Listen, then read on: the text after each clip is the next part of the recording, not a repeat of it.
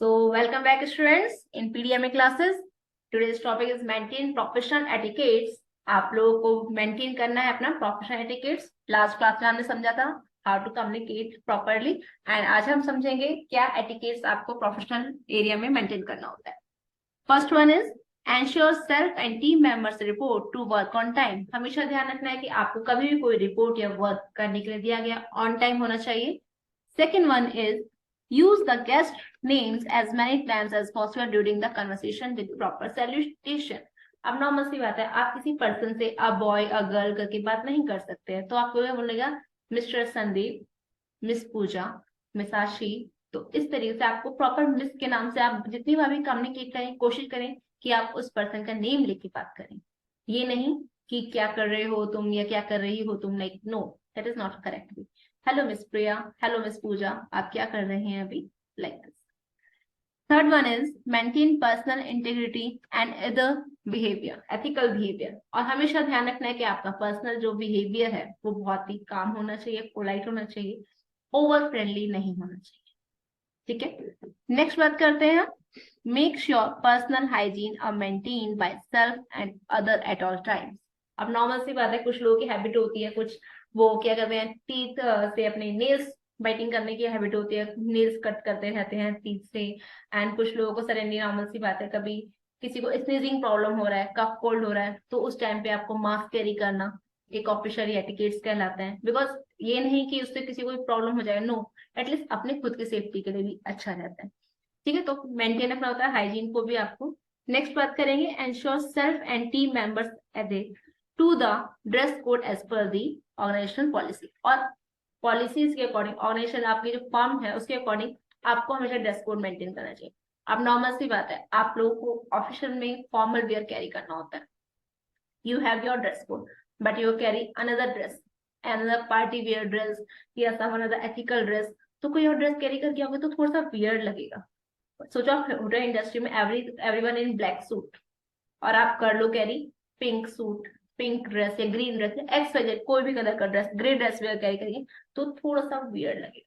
जो आप लोग का ड्रेस कोड है आपको हमेशा उस ड्रेस कोड के अकॉर्डिंग ही मेंटेन रखना होता है और कोशिश करना होता है कि some light colour, simple, no heavy jewellery, embroidery type dresses नहीं कैरी करना, सिंपल ड्रेसेस कैरी करना होता है। सो नेक्स्ट हम बात करते हैं respect privacy of other at the work place.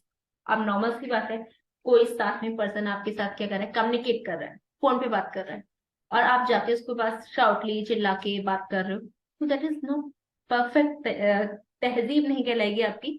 वो एक होता है रिस्पेक्ट प्राइवेसी, उसकी प्राइवेसी को आप किल कर रहे हैं, किसी के लंच टाइम में जाके उसका लंच टाइम स्पॉइल कर रहे हैं बात करके या किसी तरीके से, तो that is not good for us. तो हम लोग को इस सब चीजों का मेंटेनेंस का ध्यान रखना चाहिए।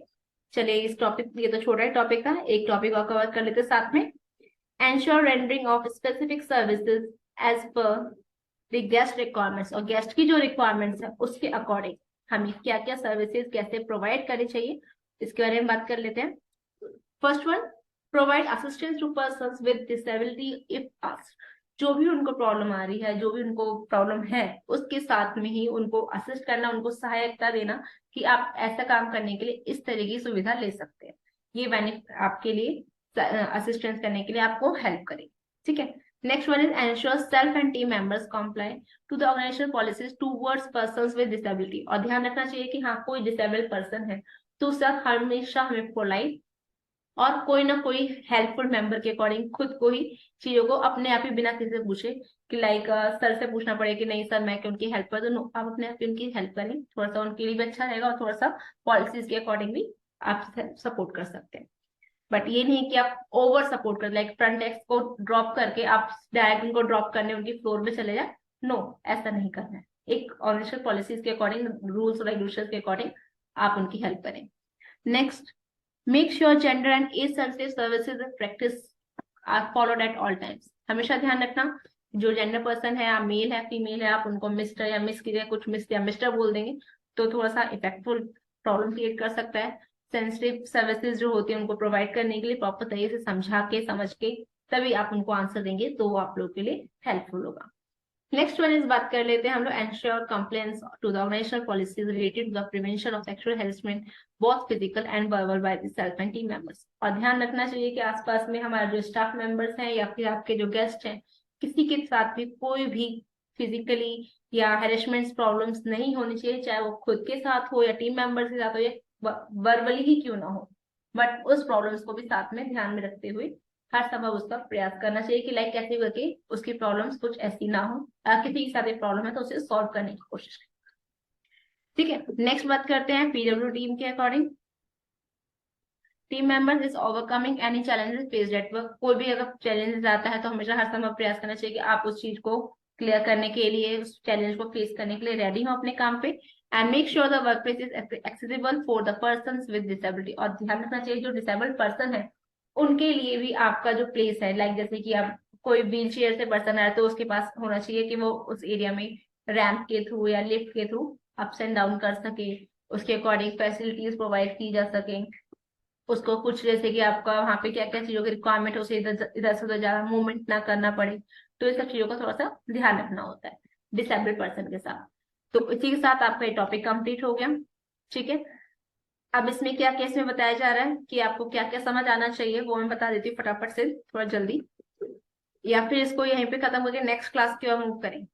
चलिए मैं इस टॉपिक को आगे कंटिन्यू करती हूँ नेक्स्ट क्लास में।